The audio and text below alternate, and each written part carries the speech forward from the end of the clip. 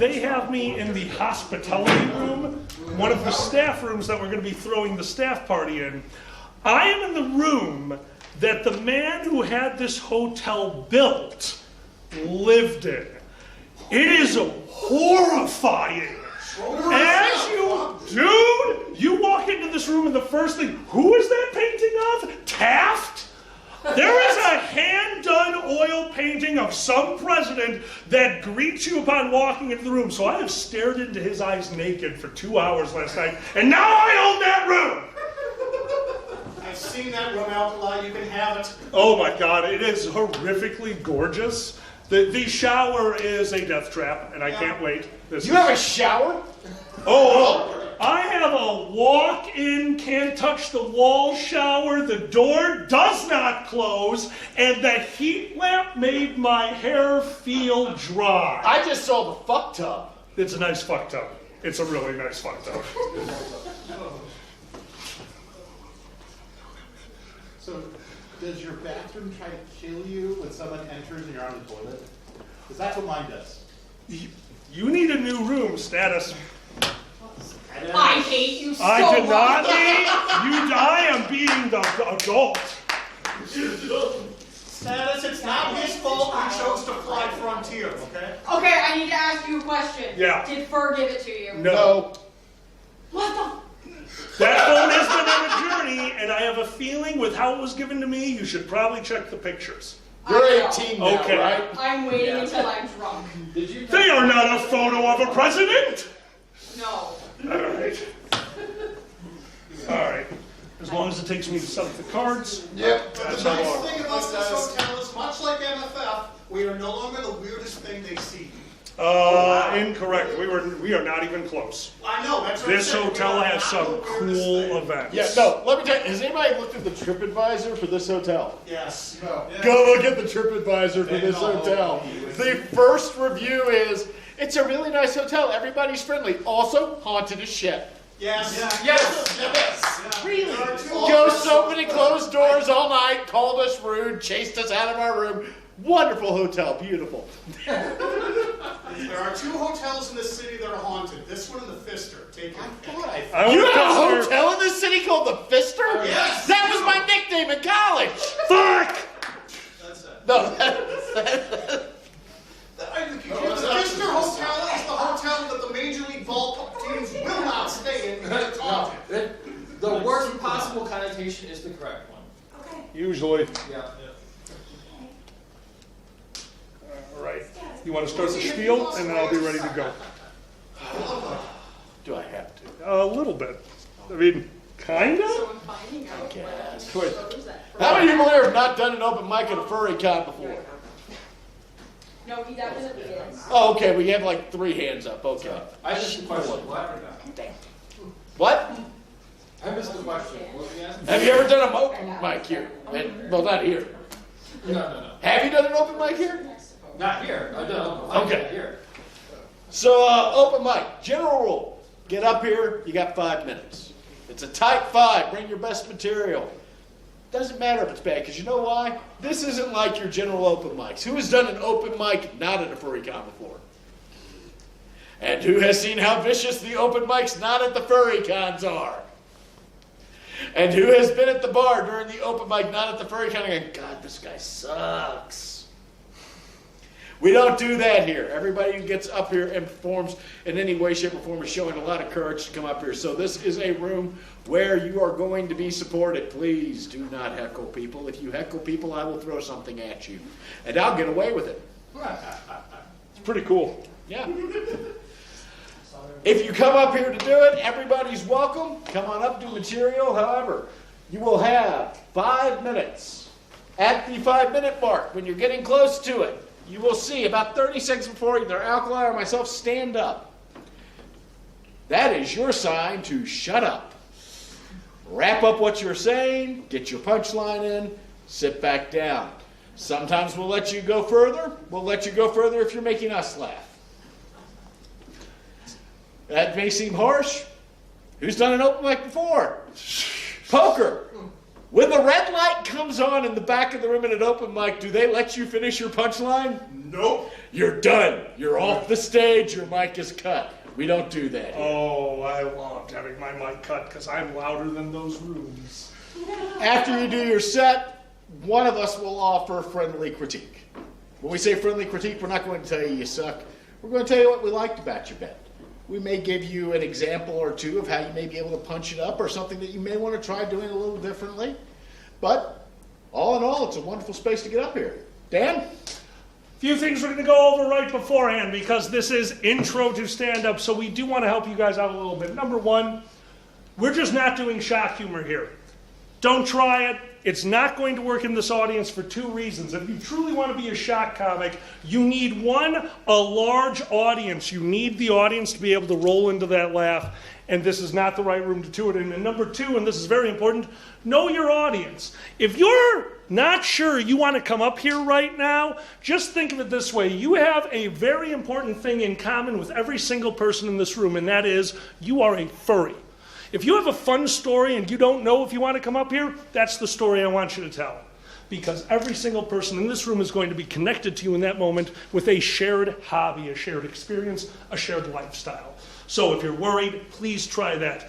Number two, if you're a storytelling comedian, I myself am a storytelling comedian. It's fun and it's great, and you probably have an amazing story with an insanely good punchline. That is not going to get you through 5 minutes. Remember, when you come up here and tell those stories, you need punch-up.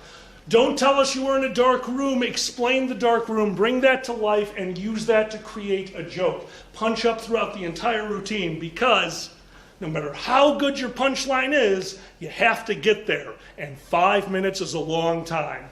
And only one of the bookkeeping things they did not mention, you have 5 minutes. Come up here and tell a knock-knock joke. You can take as short as you want to do what you're comfortable with.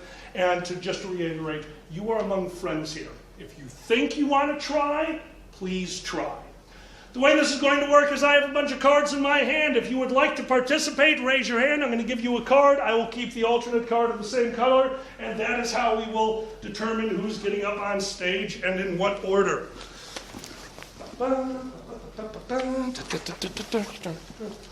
It comes with theme music now. Yeah, no, I'm just a ferret. Anyone else back here? All right. At any time, if you would like a card, they will be up here on the stage. Just make sure I see you take it, and I will take the alternate.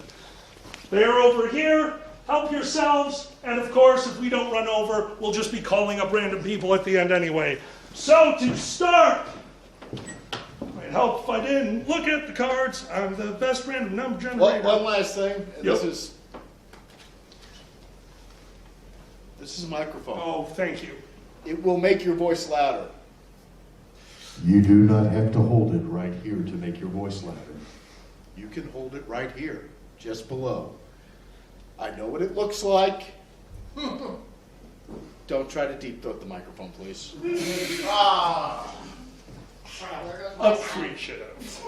Well, what's the age rating on this panel? PG-13 on almost everything we're doing this How week. many people in here are under the age of 18? You are not. You're a fully. If you're under the age of 18, I need to go to jail because I have given you beer. You're not the only one. Shut up! All right. I actually love Hey. Toot, chugga. Two people in the room got that, sorry, go ahead. Oh yeah, no, we're just doing inside jokes now. So before we continue, status, happy birthday. All right, so here's how this is going to work. I'm gonna kick you in the next dimension. I swear. know. Boozy is picking the first card. Our first contestant is... The ace of diamonds. So the red ace. Who's got the red ace? Okay, somebody has it. I only passed out 4 cards. Yeah, correct. Yeah, red ace. I didn't want to use 2 decks of cards. I used these for Slap Cup. That's why they're Never change. Never change. That will always change. Seamus, how do you want to be introduced? Oh, James is fine. Ladies and gentlemen, both in neither, give it up for Seamus!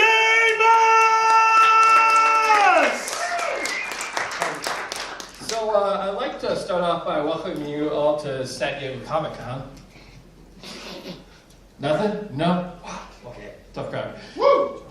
So, a lot of you probably don't know who I am, and that's good because that means the witness protection program is working.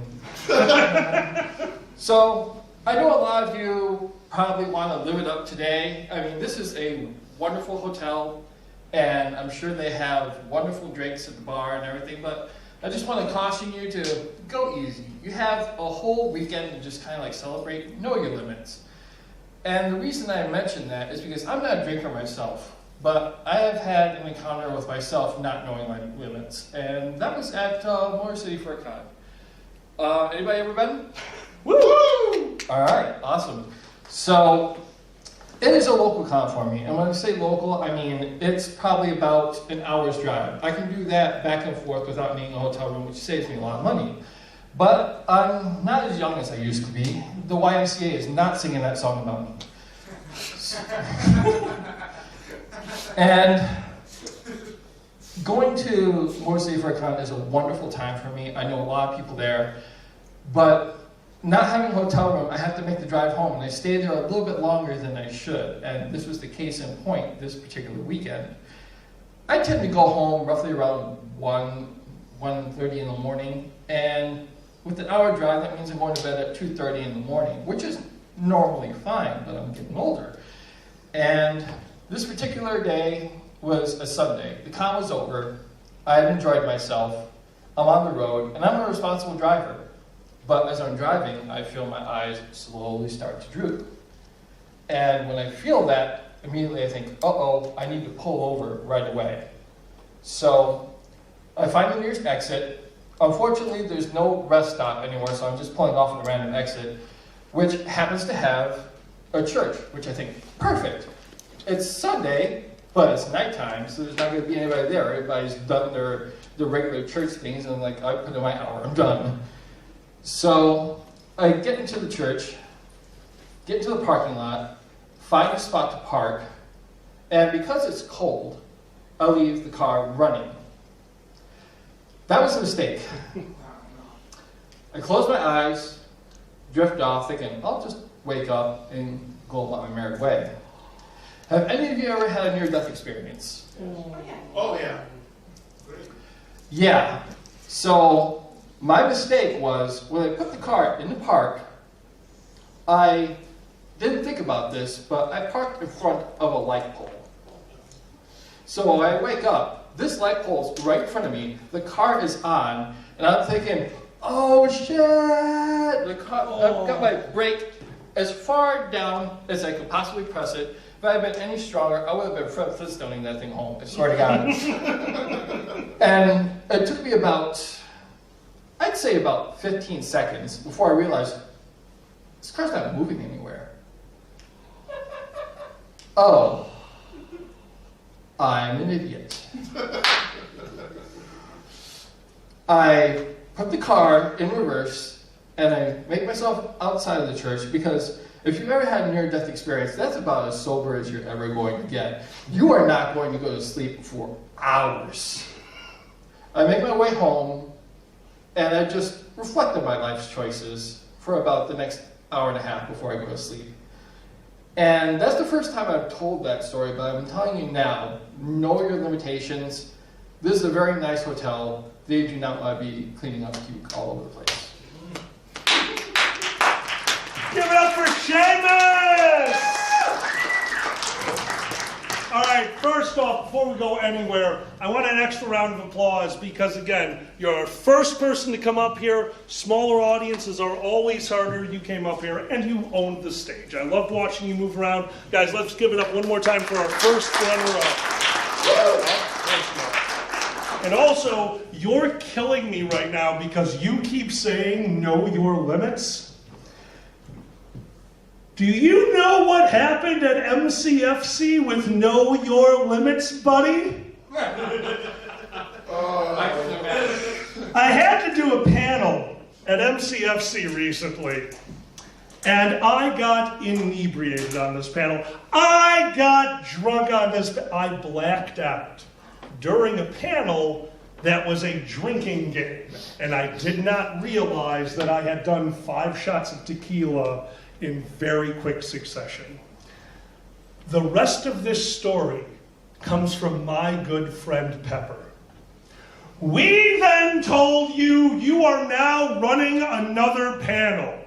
And you smiled, sat down, and started the panel 30 minutes early.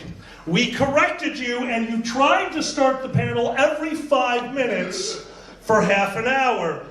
And when it finally started, I began with Know Your Limits and the introductions to the table. It was an alcohol-related panel. I was going to be drinking more. It was a genius idea. Status is laughing right now because it they wasn't think an alcohol they know. panel. My panel was. It was altered states. That sounds alcoholic. It was drugs. Oh yeah, it was a drug panel. That explains so much more. Well, during the course of this panel, apparently, my stage brain kicked in, and I proceeded to continue to restart the panel about every 10 minutes with the phrase, Know Your Limits! And what I didn't know is Pepper thought it was a bit. Pepper thought I was just screwing around the whole time. That is the funniest panel idea ever. You did a drug panel and then started it over and over. You're a genius, Outline, and that's how surrealism comedy happens. Wow. I really needed to practice that one because I haven't done it yet, so I appreciate the time. Boozy, next contestant, draw a card out of the hat. You know, normally when they say that, it card's in the hat. Yeah, no, I couldn't do that. Red 5. All right, who's got that red 5?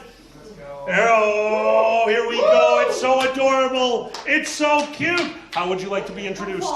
Loon, please. Loon? Yes. All right. Loon. Ladies and gentlemen. Loon, can I give you a small tip if you're going to do it in fursuit?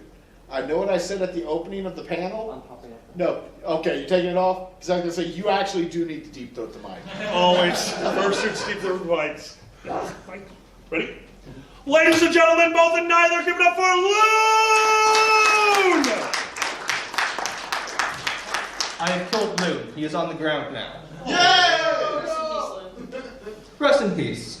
His eyes are open though, so it's probably pretty traumatic.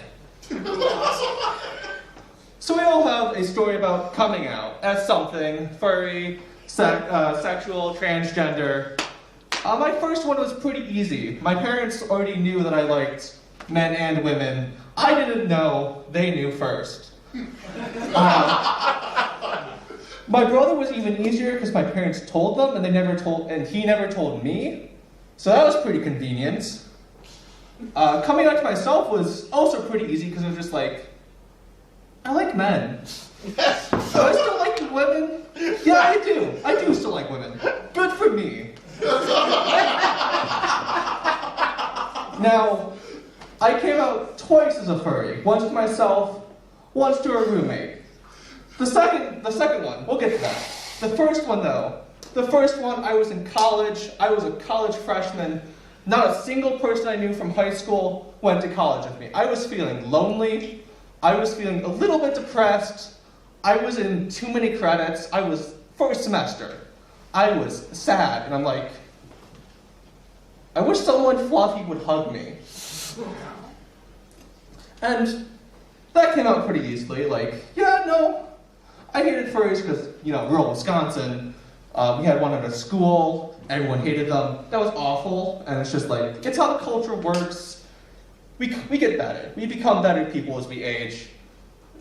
And it's just the normal pipeline of, I hate furries, now I'm a furry. But now we're coming to the really difficult coming out. I learned that my roommate in college, junior year, hated furries.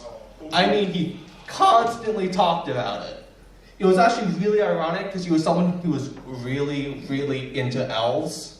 Like, unhealthily into elves. Like, the only games he played were games where he could be an elf, or could have an elf party member, like Dragon Age. I think he can be an elf in that one, but he was more interested in the other elves, not himself in that case.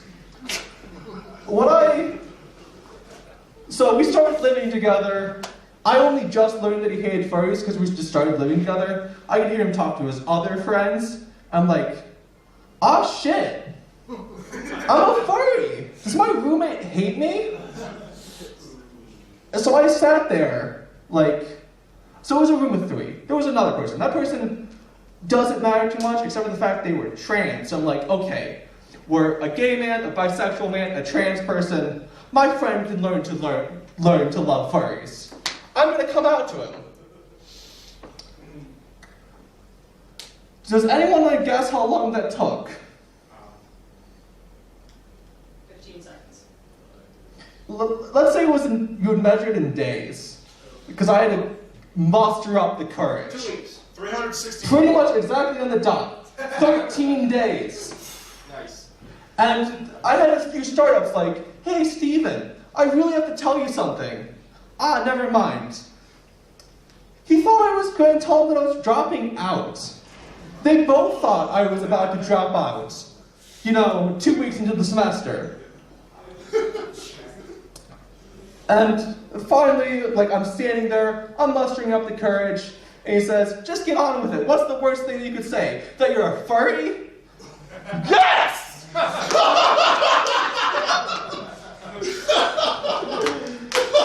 Everybody loom, let's hear it again.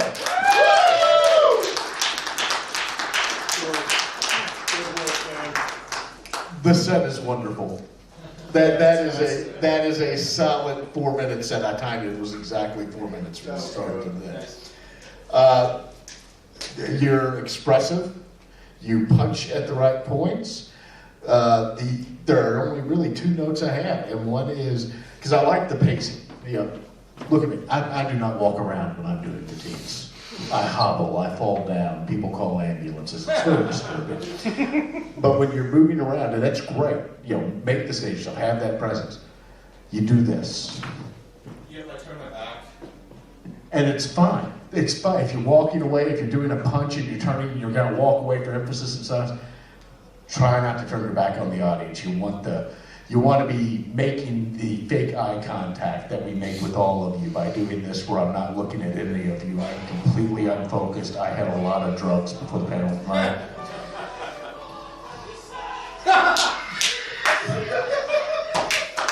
You turn off your radar. The only other thing, crowd work, because when you were, who wants to guess how long it is? You remember at school when it's like, I need a volunteer and nobody would answer? Okay, these are sober people. In a club, some drunk will jump in immediately. With a sober crowd, it's guaranteed. Some drunk will jump in. Yeah. And they won't even jump in with the response to the question you asked. You'll be like, who wants to guess how long it takes? Apples!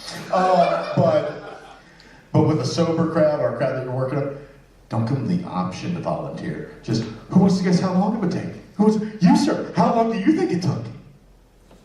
How long? 47 seconds. 37 seconds. How long do you think it took, sir? 364 days? 364 days. How long do you think it took? 13 days! But it's just, and you don't do it with that much energy because you have a wonderful style of your own here. I love your style. That's just my style. I'm a screaming asshole. But if you ask them to do it, that dead space right there, it doesn't build the anticipation. Point them out, get them to respond, and then build from what their response is to your punchline, because your punchline is great.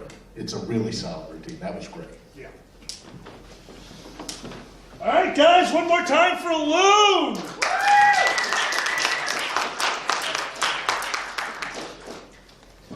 All right, our next contestant. There we go. And the other one, thank you. Red 3. Who's got the red 3? Here we go. Where's that microphone? My friend, how may I introduce you? Blues. Blues? Yeah. Ladies and gentlemen, both and neither, give it up for Blues!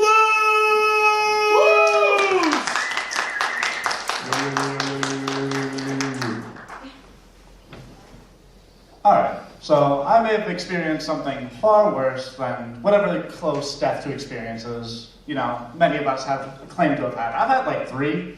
Wasn't a good time. It was, I believe, my first time as a real adult on my own where I had discovered I had shit myself. It was just not the right day, dude, I'm telling you. So just to preface, night before, I'm just hopped up on whatever Robert Downey Jr. drug dab that my brother had given me, had blessed me with the last night. I was like, wow, Eric, thank you so much. That was very excellent. Right to send me off on my first day, my very first day on my next job. Thank you for this excellent gift. And so I wake up. Now, little had I known, I had shit myself. I did not notice this. This was, in fact, an unknown sort of thing that I was not even aware of. In fact, I'd already woken up late for my first day at this job I desperately needed. I'm very poor. I was so poor. Still kind of poor, not as poor. So this place, yes, Gordon Dining Dishwasher, excellent, still work there, unfortunately. And, yeah, I lost my keys. Oh God, I am late and I've already lost my keys. And it's a little tough to move. It's kind of tough to move and I can't really tell why, but I'm not going to change my pants or underwear or anything. I'm just going to... Where are my keys? So I'm looking for my keys. And unfortunately the floor is about as gray or as sort of whatever beige kind of these walls are. And my key is gold. So I'm not finding that. I do not find my key that day.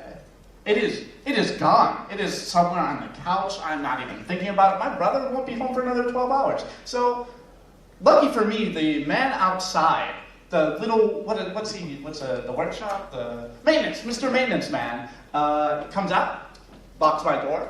I thank God, +1 luck today. That's +1 karma for me. I go to work. I'm sitting down for sexual orientation training, and I sit down and I go, that's kind of weird. What's going on there? I'm sure it's not going to be a problem later. And so, I get through all this training, and I'm going through all this stuff, and by the end of it, like 4 hours later, I have eaten lunch, and I have just I'm sitting down on this chair, I got back from lunch, and I have the disgusting idea to go, this has been driving me crazy all day. I can't move. I can't do anything. What have I done? So I stick my index finger. And I just go, what's a little test? What am I going to see? And I look back and I'm like, oh no, what's this? So later did I realize after I hustled all the way to the bathroom is I took off my underwear and it is like a murder happened. It is just completely splattered. I'm talking like it was painted on the walls brown. I was shocked. No amount of underwear could protect my pants that day. That's how bad it was. And I'm talking, I was wearing full boxers. I thought the boxers would be fine, but no, my pants were stained by the leg down here, man. It was not okay. So, yeah, I wiped my ass with my underwear, unfortunately. I had to discard the details in the trash room. I feel bad for whoever had to clean that up. And that's how I shit myself my first day at work.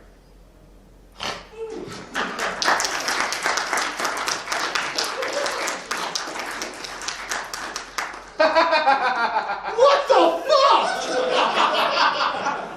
That's the correct response. All right. I have one thing to say about that. Your confidence is astounding. Yes. Personal preference. Change your joke material.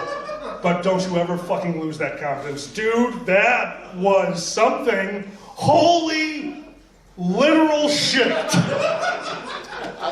I gotta ask one question, and feel free to lie. How much of that was true? 100%. See, I was hoping you'd say I embellished, because that's what we do with true stories. But, I'm not inviting you over to my house. I got new furniture. That's all right.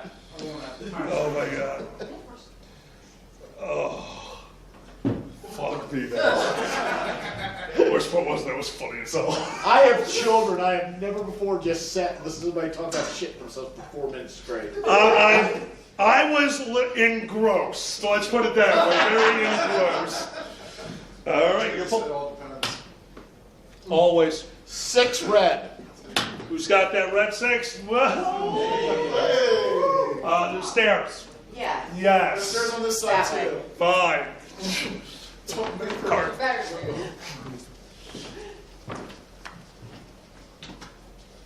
2 years limit, right? 2 years limit. Oh dear God. Uh-oh. What did I do this time? No, it wasn't anything you did. Oh, thank God. Finally, right? What? Ladies and gentlemen, both and neither, give it up for Slothman!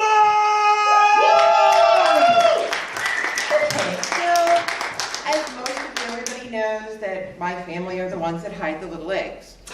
There's been some very fun problems with that. It's been 2 years now, I can talk about it. My youngest child got kidnapped. Yep, kidnapped.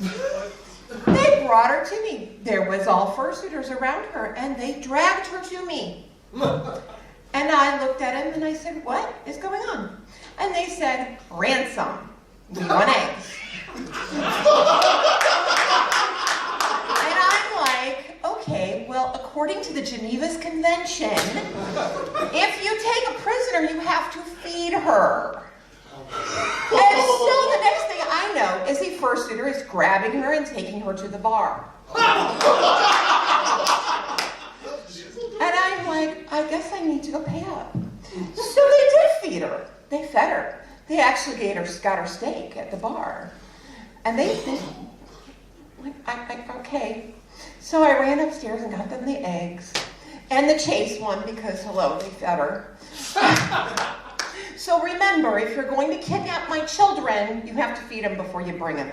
And it better be before Sunday morning because we're out on Sunday.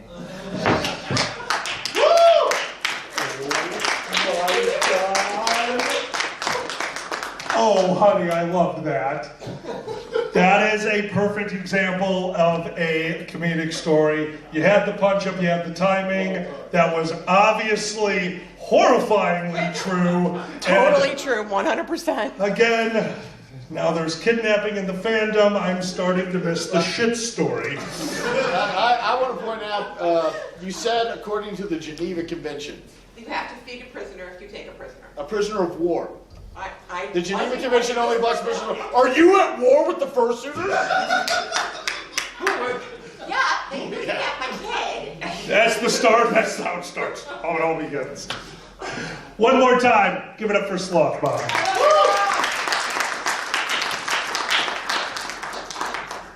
All right. You picked the wrong. Just got to find one this time. You just fondle my cards. Blue 2. I created new colors. Red 2. What kind of colors are you on? A lot. Awesome! Sharing is caring. What did your doctor prescribe you? Oh, he didn't prescribe. He didn't have who would do that.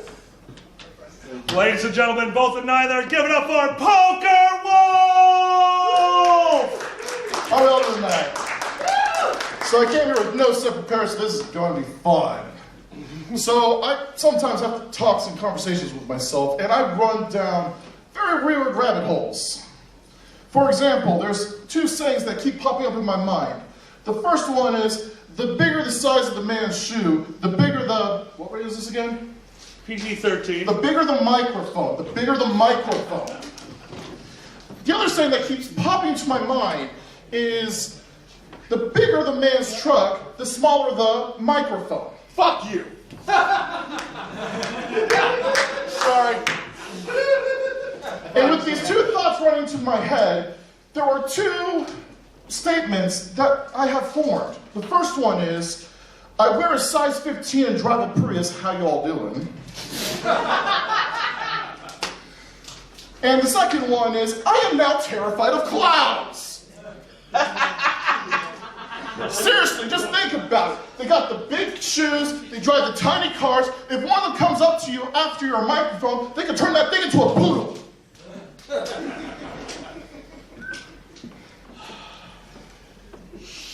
speaking of the results of that and what could come after it, do we have any parents in the audience tonight? Yeah. Hi, Sloth Mom. Hi there. You didn't name your children anything weird, did you? No. Great, you're a great parent.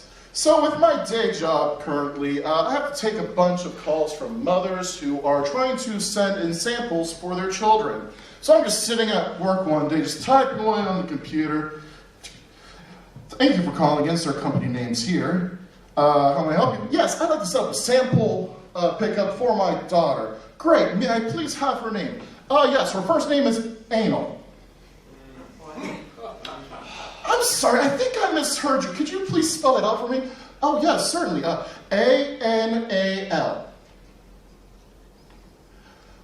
I apologize. I don't think this is coming up in my system. Let me try the last name here. Could you please give me your last name?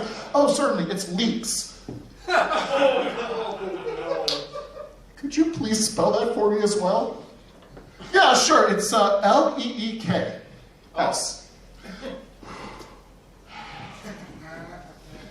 So I find the information, I type it up, I submit the job. There's no problems, right? I'm about to leave for the day, and management decides, hey, we need to talk to you for a little bit. We don't know what kind of trick you kind of pull with us here, but you can't just say a child's name is Anal Leeks. I promise you, she spelled it 4 times. If you don't believe me, call a woman yourself. Fine. So they call her, put her on speakerphone. No. Hi, we apologize. We just wanted to do some customer support, make sure everything's all hunky-dory here. Could you spell your daughter's name for me one more time? Yeah, A-N-A-L. Thank you very much. Click.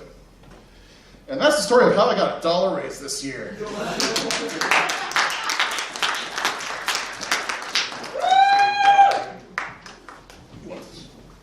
I don't know how to respond on going from clown dick to anal leaks. God damn it. Poker, and it's kind of cheating because poker does this, is up here on these all the time.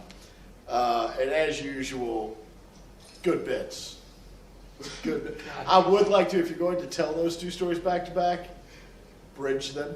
Because I really want, I'm just going to be honest, I want to hear the bridge between well-endowed clowns and a little child named Anal Leeks. Actually, no, I don't want to hear that. Let me rephrase. I feel like there is comedic potential in somehow linking those 2 bits together. If you could link the clown and the child, if you could just do that. Our next person. I do want to ask, what type of samples? They could be anything from no snot samples to stool samples. Stool samples? Yeah. New comedy duo right here. God damn it. Next person up, the red 4. Who's got the red 4? Oh, dear Christ. Ah, right. Oh, you know that voice already? Oh, absolutely. I know that throne. Keep the mic, I don't need it. Understood. Ladies and gentlemen, both and neither, give it up for Shanor!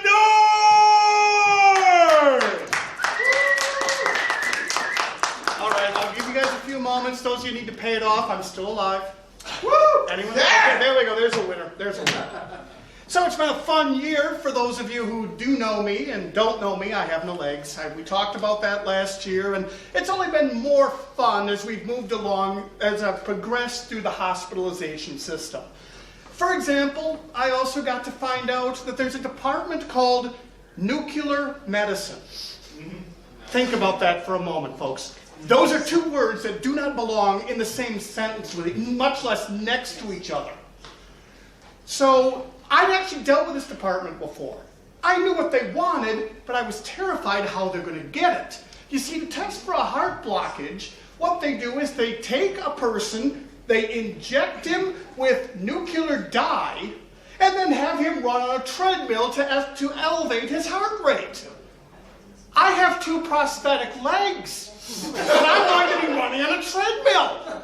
Somebody tell me, please, videotape this, because I want a windmill practice suit. Okay? Turns out there's an easy way to do this. What they do is for those of us who are challenged, shall we say, what they do is they take a drug and inject it into you to speed up your heart rate. And the first thing I'm thinking here, now, you may remember this, Alkali, because this was the day I'm listening to their podcast, and I send in to them, hey, I'm in the hospital, and they're going to send me down to nuclear medicine. Hope I get out alive. Click send. You remember that? Thank you for that. Yes, absolutely. I can only imagine he's there thinking, Jesus Christ, Shaneur's going to die. Yeah, You're not that lucky, and neither are you. Half the fun of coming up here is just getting Alkali to hold his head in his hands. Just go, why me? How do I know these people? How do they keep finding me? You're a furry. Of course we keep finding you. Boozy, you chose to get involved in this. Why? I have low self-esteem. Well, we understand that, but I mean, you came to us after following us down the rabbit hole of the sovereign citizen community. It's true. Wouldn't that alone have been your warning sign? Don't go any further? I don't have any common sense either. You're a lawyer, I'll grant you that. Okay, fair enough. But so I get out of this, they tell me, okay, you have a minor blockage of your heart. I mean, what's minor? It's like, explain to me what minor is. Well, you see, what we're going to do is we're going to have to do what's known as an angioplasty. That's where we take a tube and thread it, in my case, through the bottom of your leg, or what's left of it, all the way up into your heart. And I looked at the doctor and said, well, thank God the problem wasn't in my eyeball. You'd have to go into my asshole, right? So I get in there, and they say, okay, well, it turns out we're not going to have to put in the stent. And it's like, well, why is that? Well, it's only 60% blocked. I'm like, so what's the threshold? Oh, 60%, we just don't think you need one. Doc, come here. If I don't get this, you're telling me I'm going to be back here in about a year when I do need one, right? No, we've got some great medicine. Here, take this medicine. So I take this medicine. And I'm back in the hospital a week later. What did the medicine do? Oh, now you need the stent. These people, I swear to God, if the furry fandom doesn't kill me, my doctor will. But, you know, it just is what it is. So I'm also dealing with Social Security. Okay, basically, they're telling me that we're not sure if you're handicapped. Think about that for a moment, folks. Think about that for... Okay, wait, I'm not handicapped. Oh, but you still have 2 limbs. Okay, you know, I'll go with you there. You're right. I do still have 2 limbs. Now, which limb would you like me to plant up your ass? But that didn't go over real well. Go figure. But you can't go after the people downtown, because the people downtown, they're not the ones making the decision. I'm buried somewhere in some gigantic pile of paperwork that says that until I see one of their doctors in 2 years, I'm not handicapped. Boy, you know, I'll keep that in mind when I go run the Boston Marathon this year, okay? I'd be impressed if I can do that. Well, as I can see, my time here is over because there's a tall ferret standing up next to me on a cell phone that's going off and telling me it's time to move. Thank you, gentlemen. Give it up for Shaneur!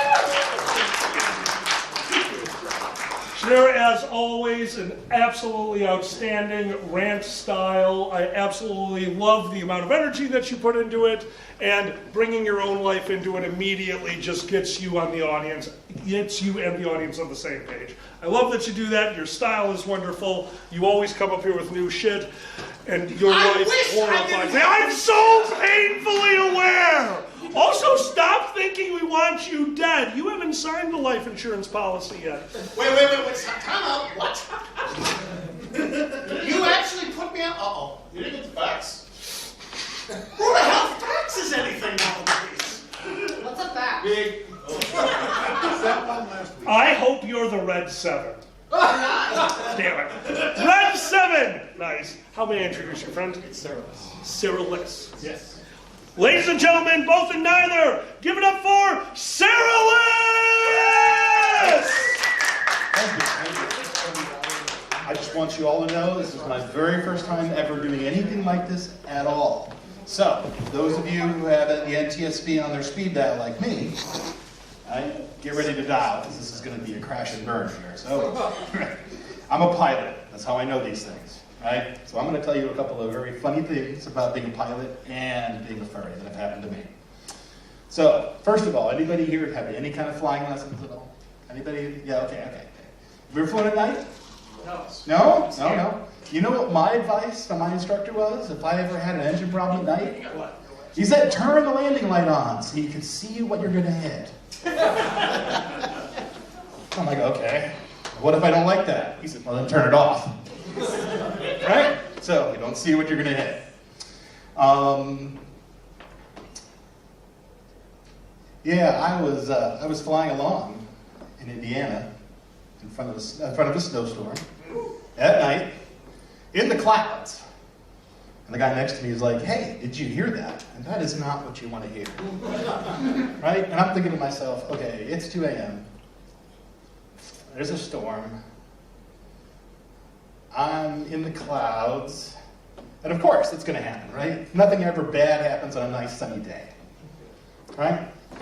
So I'm looking over and I'm like, okay, what's going on? Well, long story short, we had to put the airplane down in Nowhere, Indiana. And that's an actual place. Right? It's an actual place in Indiana. It's between Evansville, where I lived for some time. Don't ever go there. And Indianapolis, which I didn't live, but don't ever go there either. Right? So, it's 2 a.m., right? And I'm getting off the plane after putting it on the runway. And let me tell you something. When you're all stressed out, you can do amazing things. I did better than the book putting it on the runway. And I get off, and the ATC is like, okay, you're safe down. We're going to call off all the emergency people. And I'm like, no, don't do that. They're like, why? Like, it's negative 10 degrees Celsius outside, right? I don't have a coat. I just came from California, right? We're going to die out here after putting the airplane on the runway, perfect, in the center, on the center line, and we're going to die of exposure. So the sheriff picks this up. And the fire guys also picked this up too. They were very disappointed there was no fire. Very disappointed. And they actually offered me to set it on fire so they could put it out. Right? Should have done that, because it turns out that the insurance policy doesn't cover if you don't actually cause any damage to anybody except yourself. So, anyway, so the sheriff comes over, and he's like, okay, we'll take you into town. Okay, great. I'm like, hey, could I get a drink? Stop and drop me off at a bar. He's like, this is a dry county. I'm like, dude, I don't think I can sleep for like 2 weeks. I've got so much adrenaline, man. I need a beer or something. He's like, nope, it's a completely dry county. Right? So, yeah, that was a very exciting trip for me, putting it down to Nowhere, Indiana. Anybody here married? You have an interesting story about how you met your spouse? Yep. Everybody does. My spouse is a furry. And I met him on a trip to a con, because, furries go to cons. And at the time, I was unhappy because I had just broken up with my other relationship. And I can't remember why, but I was really, really annoyed by the people sitting next to me, because it was a big van.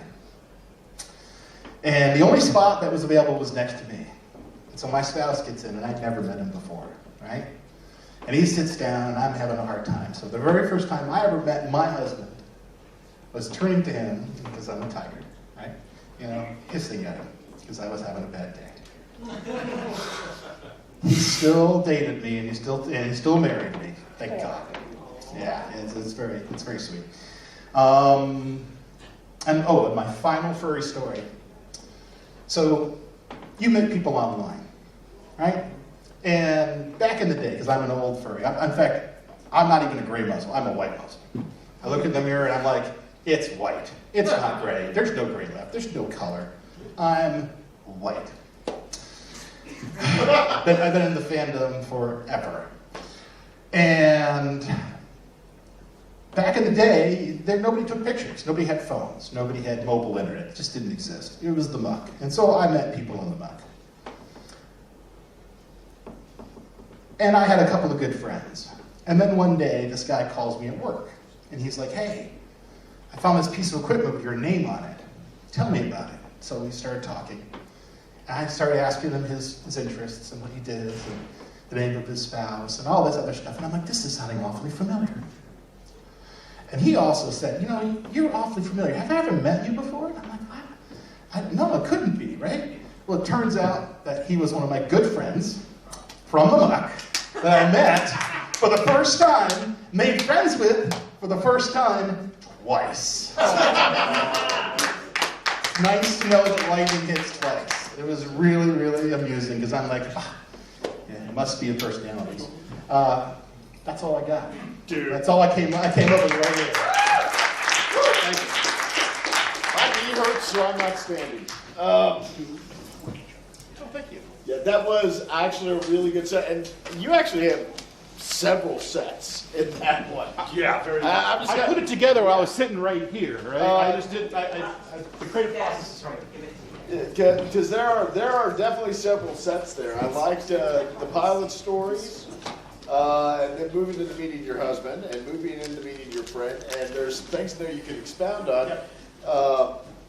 I know what a muck is. You know. I'm also looking at a bunch of people whose eyes are glazed over. So you can turn that into a 2 to 3 minute set on its own, explaining what the hell a muck is. I've had to do this to furries before. I had to tell you guys. It's like, look, you get a ping on your phone. It's like, oh, come to this room at this time. No. That's not what we did, right? We would go to a room with modems and terminals where you would log into the muck, and we get a message from like 3 weeks ago, right, telling, hey, I'm going to be at the con at this time, right? Or, right, you would write a note on the doors and leave it there. Oh, I missed the boards. Oh, I do. I missed the boards. I just, in my head, I'm hearing, so who knows what muck is? Okay, let me explain it. You know VR chat. All right, it's like that, except it's all in your head. Good luck with that. Drugs help. Our next is the Red 8. Who's got the Red 8? Ladies and gentlemen, both and neither. Give it up for the one, the only, the slightly slower than the rule of 3, Status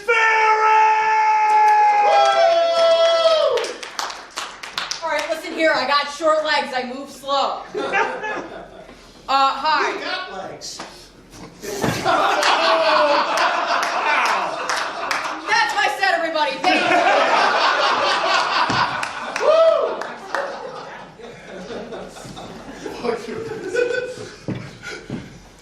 I'm sorry, I'm supposed to go now? Would you like a microphone? No. Okay. Hey, I'm Status. I'm not running literally anything this weekend. It's great. The reason I'm not running literally anything this weekend is because I found out a week ago that I was going to be here in the first place. I recently took a new job. I now work at the most magical place on Earth. I do not speak on behalf of the brand of the company. Yes, I am contractually obligated to tell you that. And it's great, except when it's not. I've seen a lot of really weird things since I've moved down there. One of the weirdest things that I've seen was actually not in the parks, but like backstage, which was Donald Duck riding by on a golf cart with like 4 other people there. It was fantastic. He had a little entourage. I see Goofy all the time because his shift tends to end right when mine is starting, so we pass each other, and it's really funny to see which friend of Goofy is inside the costume because it's either the one that stays in character off backstage, or the one that's like, sup, how you doing, man? It's great to see you. It's like, pal, you don't, okay, it's great. So I work at Hollywood Studios. Absolutely love it. I work on a little roller coaster called Slinky Dog Dash. It's in Toy Story Land.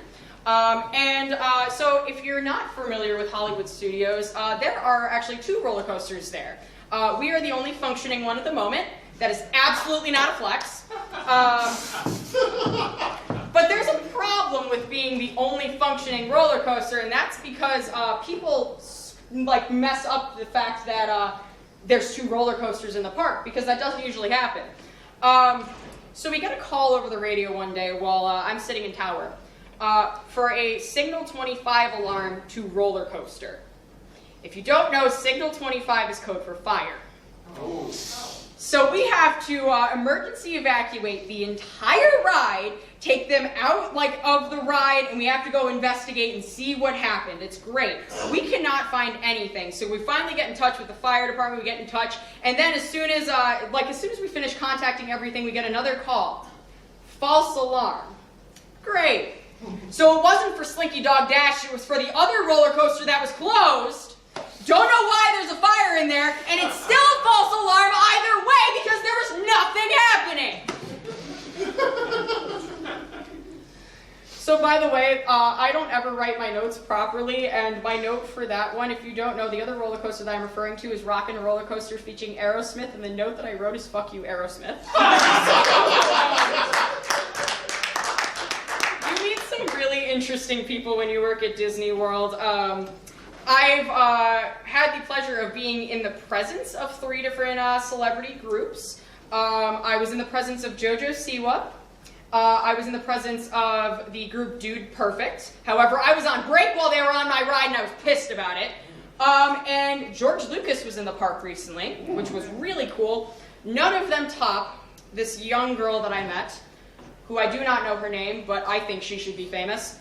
Because I'm working the unload station, which is where you tell people to exit to your right. You would not believe how many people exit to their left. It's a whole process. I know, rights and lefts are hard.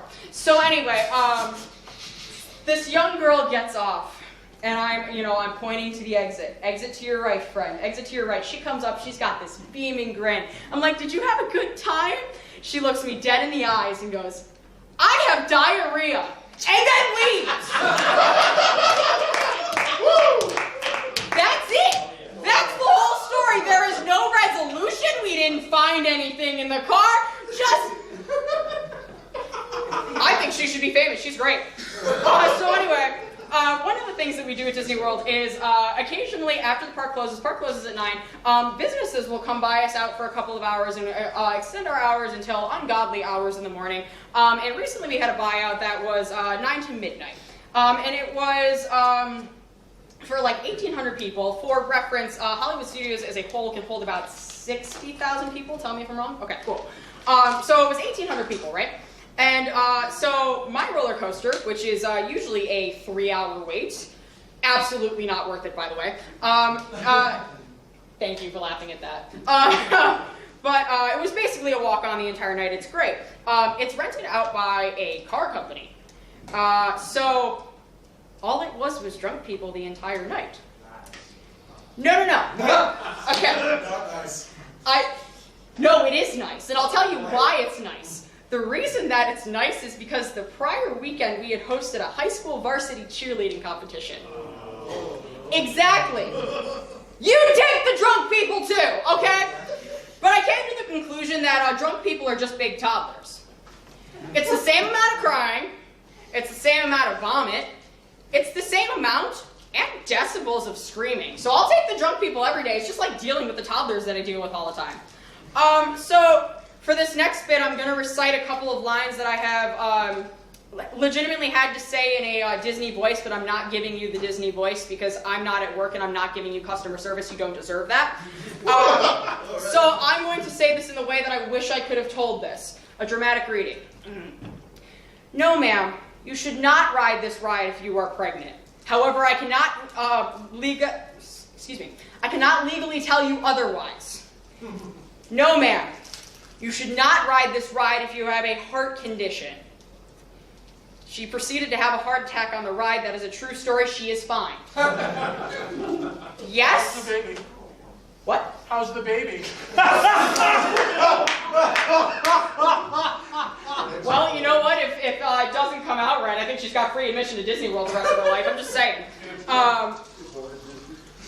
Yes, ma'am. You can ride this ride if you have diabetes. I don't know what that has to do with literally anything.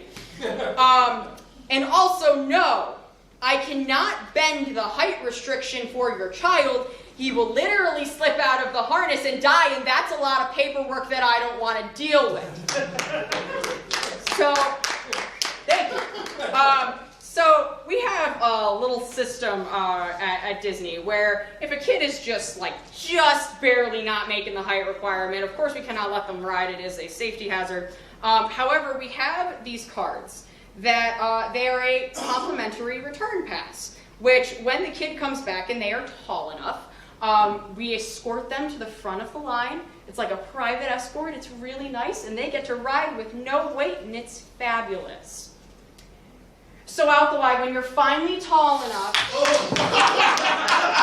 and you eat all your vegetables, weed is not a vegetable. Damn it! You can finally come and ride our ride. This is actually super cool. When you redeem it, film it. When you redeem it, film it. Two things.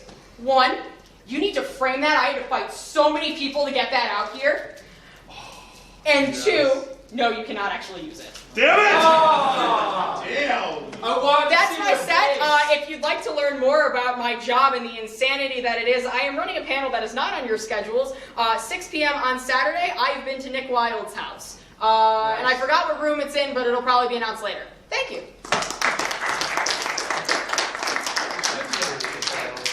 All right, Status, you've been doing this for a while, so let's go through a few of the fun ones. One, holy shit, well done on the fun heckle. Don't do that. Very well done, handled perfectly, but I want to go to your stop. Okay. You hitting your punchline, dropping character entirely, talking about your note in the phone, and then picking it up right away. Oh, you were doing so well. You were doing so good. Guys, Status has been doing this for a while, and every year they get better. Let's hear it for Status That was really good. Two quick things. Yes. Friend of Goofy, I'm a big ass nerd. I know what you meant. Yeah. Explain that, because you use slang on it, and somebody in the audience isn't going to understand it when you say Friend of Goofy. You're talking about the character and the costume. And two, and I am certain you checked this, but I have the same issue with my job is make sure you can tell the story. I am allowed. Yeah. I am allowed. I was certain you had, but I have, with my job, I have the same I issue. did not give away Make any sure you secrets or can anything. tell Yes, the no, I story. was allowed to tell this. I read the documentation. You're in the clear. You're Yeah, good. no, I'm good. I'm good. Status, thank I you almost so went to much. law school. I know my shit. Well, you know what? You made the better choice fucking around with Goofy's friends. One more time for Status Ferret. I'm just saying, I get paid to ride roller coasters. I think I made the right choice here. I agree. Well, how many cards do we have left? None. Damn it! Fur, get up here. Number 9, red 9. There we go. Oh, I can't believe you ended up having the last card. Ladies and gentlemen, both and neither, give it up for the one, the only. I'm terrified in this moment.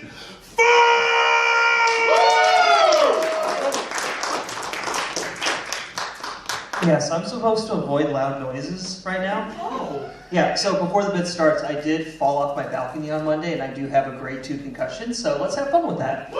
Yeah. Aw. Does it know how to read yet?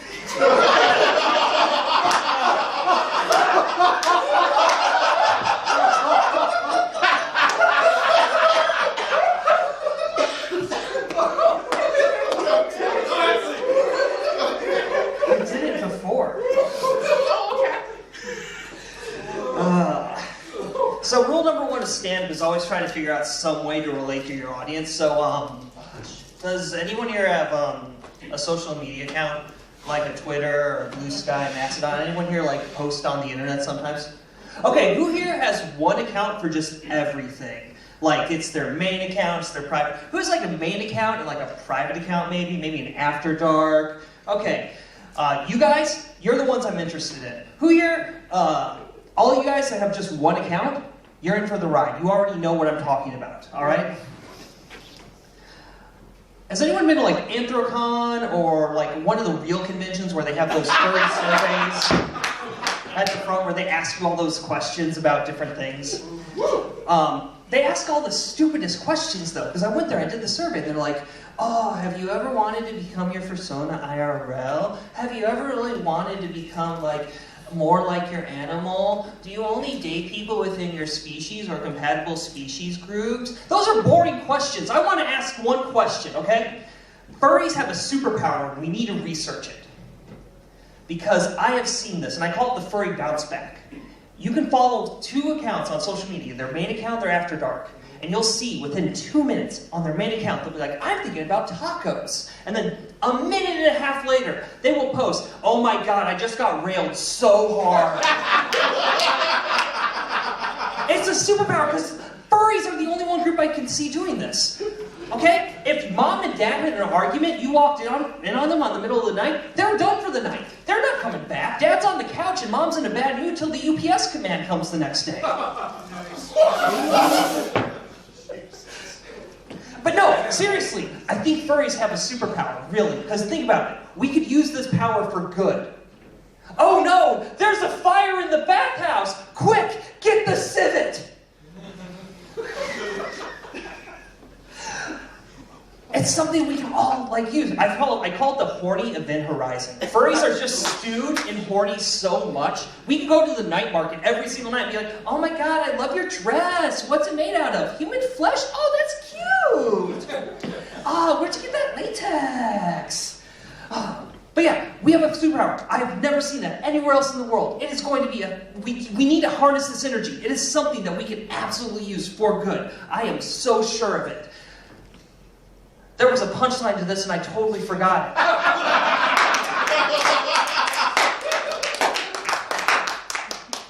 Bye.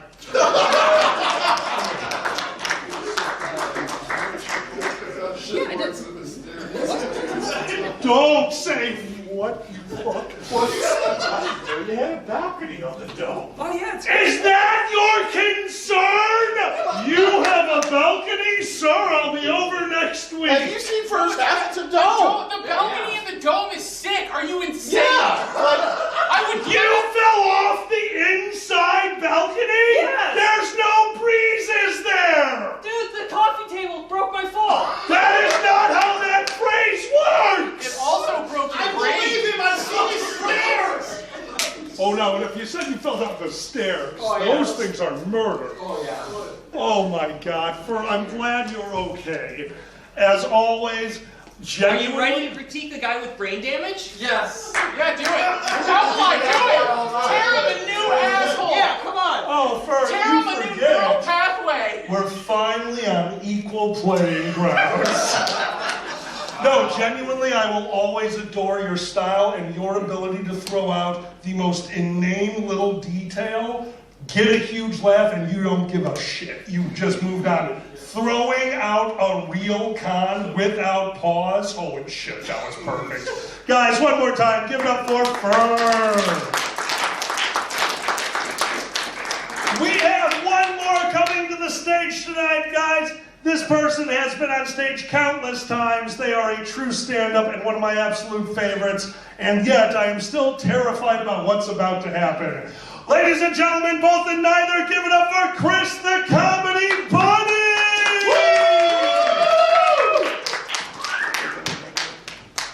Hi, everyone. Hi. So I didn't know I was going to be doing stand-up. I just showed up. So I decided to look through my notes, like, okay, what should I do? I decided I'm going to read a couple of the things that I don't have as full jokes, just notes that I have. The first one is, have you met regular-sized Kyle? He has half the strength of 2 men. Next up is, Krusty the Clown's real name is Krusty Chonkers. Just a thing I found out. He also has an uncle. The reason we know that is because he has an Uncle Chonkers. Oh. Yeah. Michigan looks a lot like a depressed dog with an erection. Wait a second. What? Where's my fucking phone? I don't know, you had mine for so long. Also, the other question is, whose idea was it to make full-blown a legal medical term? Yeah, like you're like, oh, you have AIDS. No, sorry, sir, you have full-blown AIDS. It's not that fake shit. It'd be like if you went to the doctor and they're like, all right, we got your test results back on that tumor and it's a doozy. Right? Anyways, when I was a kid, I wanted to specialize in being a girl. So I assumed gender worked like picking classes in D&D or something. And it was like, okay, as you got older and leveled up, you're like, all right, I'm gonna spec into tits. That's how I didn't know that there was I didn't know that you could I didn't know that human beings could have an unfinished or a finished basement, so I didn't know anything about down there. But anyways, I just assumed the thing that made you a girl was tits. So I was like, okay, well I'm like, okay, so I wanna train, I wanna spec, I wanna build down the tit tree. So how do I do that? And I'm like, well, when you gotta learn to ride a bike, you get training wheels. So I'd probably start with wearing a training bra. That makes sense to me. That's because it trains your boobs to become tits. So I'm like, well, okay, I need someone to teach me how to train with a training bra. Who teaches me and also has spec'd tits? Well, my teacher does. So I walked up to my teacher one day after a test or spelling or some dumb shit, and I'm like, hey, Teach, could you teach? I was like, hey, Teach, where do I get a training bra? Because I'd like to start as soon as possible. Because I want to get some really big ones, like yours. She looks at me and goes, principal's office, now. My dumb ass is like, oh, that's where they keep them. That makes sense. Because the training equipment is right there. You probably got to sign it out. It makes sense. So I go down to the principal's office and I sit down. I'm like, I'm ready for my training. And the principal's like, you think this is funny? And I was like, I mean, not inherently, but I guess maybe in a couple of years I will. And I'm like, what are you talking about? And he goes, you're gonna just sexually harass your teacher and think it's a joke, huh? And I was like, what are you talking about? I just want to train to get boobs because I want to grow up to be a girl, It makes sense, right? And he's all he looks at me like, what are you doing? He's like, quit joking around. I'm like, no. I'm like, this is how it works, right? You as you get older, just like any other teenagers, once they become I assume you have. It's like a career aptitude thing, right? I assume that's why you take the career aptitude testing in middle school. You have to pick. You're like, oh, I'm going to be a girl doctor or a boy construction worker. And the guy's like, you're fucking with me. He was so mad. He was fuming. He's like, what? And he thought I was just trying to dance around the fact that I loved sexually harassing my teacher. Anyways, so we dance around that for 10 minutes, and then so I spend the next recess writing, I won't sexually harass my teacher in my notebook 100 times like I'm Bart Simpson. Or Lisa Simpson? Bart wanting to be Lisa Simpson. Anyways, so that was fun. Am I doing the full half an hour? Oh yeah, no. I keep going. Yeah, what do you, I don't know. You have a joke? You have a story of mine you like? Let's see the greatest hits. Billy Joel style. Oh my God. Okay, right now I'm having such a brain fart because the only one I can think of is you getting high in a basement with a friend, and that is not an appropriate story for this panel. No, not at all. Yeah, exactly. So Chris, you don't tell a lot of stories that are appropriate for this panel. Probably not. I'm sitting here, Chris gets up and starts doing one-liners, and I'm like, this is the first time I've ever seen Chris do a set and not been, oh, that poor traumatized child. And take it through your phone, and I would have a shit. Wait a minute. I got Chris, literally the first thing I think of, you asked me, I'm like, well, your sister had an abortion. I know that. Oh my God, that one. Exactly. Okay, so I made it to fucking exactly. So I made it to MFF, and it was a real long day, and I was driving, and I was like really mad, and I was just trying to get everything taken care of. And so I'm like, okay, oh God. And I'm heading to meet Alkali or to do a stage thing with Alkali, whatever. I get a call on my phone, and it's my sister, and she's like, hey, where are you at right now? And I was like, well, I'm in Chicago. She lives in a different state.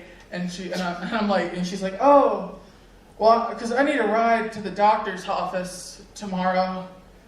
And I'm like, oh, she's like, I gotta get some tests and stuff. So, and I'm like, oh, well, sorry, I'm like here all weekend. And she's like, oh, okay. Well, it's like, and I'm like, well, I mean, like, Mom could take you. And she's like, no, it's, and I was like,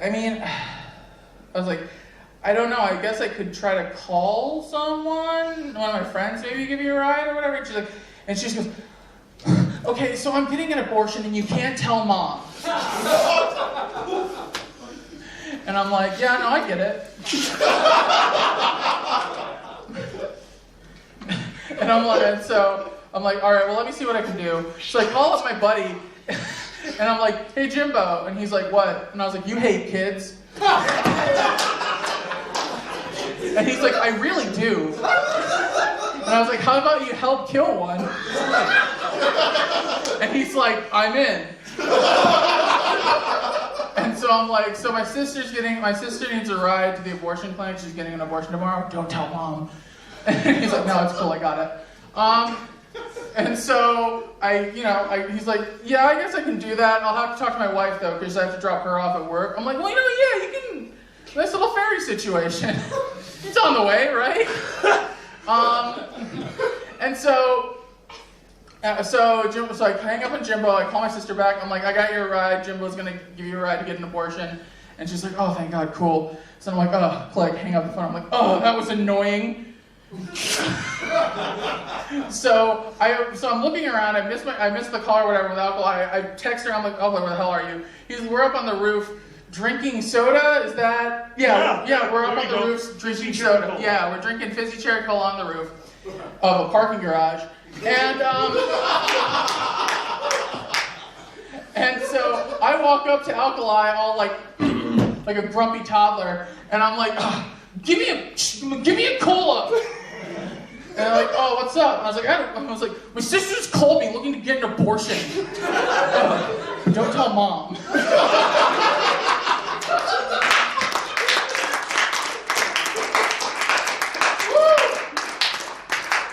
Chris, what else are you doing this weekend? Oh, that's right. I have a panel where I'm premiering my brand new episode of my cartoon Grindcode. It's at 9 a.m. because fuck me, I guess. On Saturday. In this room, actually. This room? Yeah, this room. It's in this room. You can come. I'm actually showing every episode, the first 3 episodes. This is episode 4. I'm showing all 3 episodes. I've cut together a fun little block. It's got like think a Saturday morning cartoon block marathon. It's the Grindcode Marathon. It'll be like that. So come check it out. It's a great time. If you liked any of my humor, it's similar to that, but like with more time prepared, written, spoken by actual cartoon animals, not like someone pretending to be one. So, yeah. Guys, let's hear it for Chris the Comedy Bunny!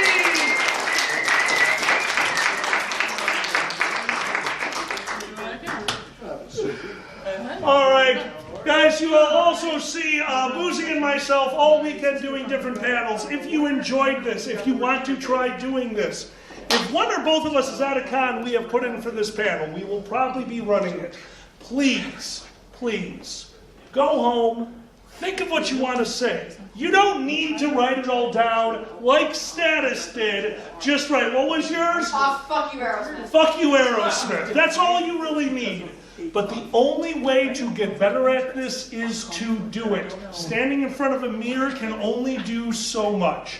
So I implore you, if you guys have any interest, I really want to see you up on one of these stages. Also, don't forget this weekend, we've got the original Whose Line Is It Anyway going on. That's another chance for you guys to get up there on the stage and get to perform and have some fun with all of us. We hope you guys enjoyed Boozy. Is there any... Oh, Boozy is busy. Yes, well... Is there any other announcements you have? Any panels that you actually know the times of? I got the whole schedule. We got the Legal Funhouse. Yep. Yeah. That's Saturday. Saturday, I think that one's 6 o'clock. What time's Legal Funhouse? 3 o'clock. 3 o'clock, I nailed it. All right. If you would like to see me and this gentleman going over actual legal theory and being goofballs about it, 3 o'clock on Saturday. But also, guys, if you get a chance, take a look at the schedule, find fun things to do. It's a wonderful way to meet people, and always remember, you will get out of a convention what you put into it. Thank you so much for being here. Oh, Iggy, before we go, I know you're running a ton of panels, so yeah. Go. So we got Who's Lying? Come to that. Before that's the improv workshop. So if you really have never done this stuff, want some quick pointers, a little time to practice. Really good panel. We're gonna be doing not only is there the charity Who's Lying. That's going to be all of, us screwing with each other. We're also doing Iggy's Improv Hour, which is like long-form improv, some other kind of games, kind of a different take on it. And tons of game shows. We got Super Password. These chuckle-fucking people are going to be around. We're playing Super Password. We're playing Pyramid. A game show for guinea pigs. And then because I was allowed one panel in which I could be self-indulgent as much as possible, I made my own self-indulgent panel. It'll be at midnight on Saturday. And you are invited. I would love you. And QM, Boozy, we'll figure out what that is. No, it's tomorrow. Sorry, Saturday night. I put it at 11:59 on my schedule. I actually posted on the stupid Twitter place. Iggy Dinosaur has pinned like the stuff that I just remember it. And the other thing that I'm doing this weekend that some of you may know about, but not all of you, I also need a kidney. So I got fun business cards with the link to explain the whole dealio, but feel free to talk about that if you need anything. And AB will have the stuff for that. But I have little cards, but QR codes and whatnot. Perfect. There you go. Wonderful. Thank you so much, Iggy. I'll see you all around the con. I need to go put food on ice. No, that's not how food works. Well, last thing we're going to talk about is, if you're looking for something else to do tonight, the big charity panel is happening. Charity panel meeting. If you can give, and if you can't, don't worry about it. Enjoy the show. We're furries. We got this. What room is MST3K in? Isn't it here? They have to bring your ID. In, I believe, half an hour. MST3K in main events. If you don't know what that is, oh fuck, we got time. It's the ballroom, one floor up. One floor up, make sure to bring ID. What's up? What's the format? Is it an actual MST3K show, or are you gonna? Okay, you're gonna tag. Sorry. Oh no, you're fine, man. You're fine. A long time ago, in a furry con far, far away. That's my part. We had the idea of a new charity panel. Lord Pandez, Roxas, you might have actually been there at that one, the original MST3K? Yep. Poker Wolf was there. We decided to actually try making MST3K. We picked the worst movie we could think of, Battlefield Earth. Oh no! That is the year that we came up with the hour-and-a-half rule. We will never do a 2.5-hour movie again. Because one of the things we did at the time is we all said we were going to watch it. So we all watched Battlefield Earth. No, we didn't. Pandez watched Battlefield Earth. Pandez went home, watched Battlefield Earth, wrote notes. Pandez, the day before the con, watched Battlefield Earth again and made more notes and showed up to the con, and that night in his room did their third watching of Battlefield fucking Earth. Showed up to the panel and said, I'm ready, guys, what do you got? And all of us in unison said, oh, we didn't watch it. So the movie started, and Pandez, ready to go, could not get a word in because the audience was so damn funny. So yes, tonight, you may feel free to yell at the screen all you want. We will have subtitles. Because that created, oh yeah, we have to. Because that created the actual panel We were panelists without a panel. And what do you do in that case? Drink. You drink. We turned it into a rules panel, so tonight there will be a hidden rule in the audience. You guys get to come up with it. We will be trying to guess it the entire movie, and as we get it wrong, we will drink. Yell shit out? Not yet. Yell shit out, have fun. It's a good time to sit around and make some money for charity. Just somebody raises their hand. Yo, shit out? Not yet. You know what I was gonna say or no? I might have. Well, the panel went on. The panel went on. We had a great time. We had such a great time that upon looking over at Lord Pandez, we noticed that a handle of like Rumple, no, it was Bacardi, Malibu rum, gone, just gone. And so was Pandez, laying out on the table. We're ending this panel. They are not moving. We have called security. This is a board member, and I might have killed them. Shit. Well, after clearing the room, we finally went over to our good friend Pandez, started to lift them from the chair, and Pandez yelled out, "Wait a minute, wait a minute, wait a minute. Chair, you support me like no one else can. I've run it into you 3 times. You didn't say shit. You didn't say, Chair, I love you. And it's good, Chair, Des. We gotta go. Wait a minute. Table. My drinks rocked you the whole night. And you never complained. You were never moist. You were never... Oh... We're gonna move quickly. We got our friend out of his chair. We got our friend nearly out of the room before he started making love to a door frame. We got him down the hallway before he thanked a potted plant for being at the convention. We got them to the elevator before they hit floor 7 because they hadn't seen anyone hit the 7th floor yet that weekend and thought it needed a little love.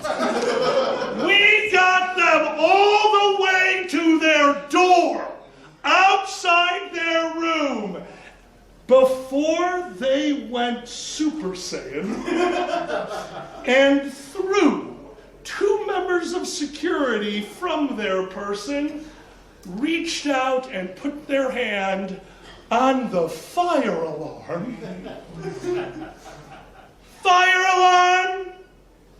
You get a really bad rap.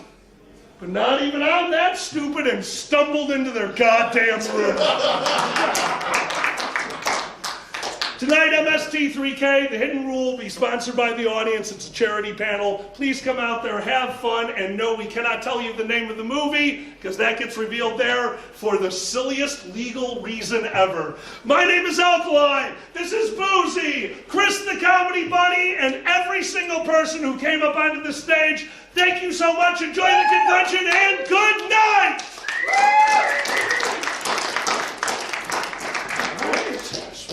Yeah. Nice fur. Thank you. I'm so glad they're here. Oh my God. Silver Gattoman, he bought me a coffee.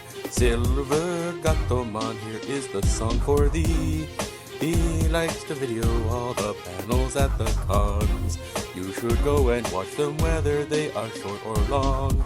Silver Gattoman, you video that's not a jibe. All of you go to his YouTube channel and like and subscribe.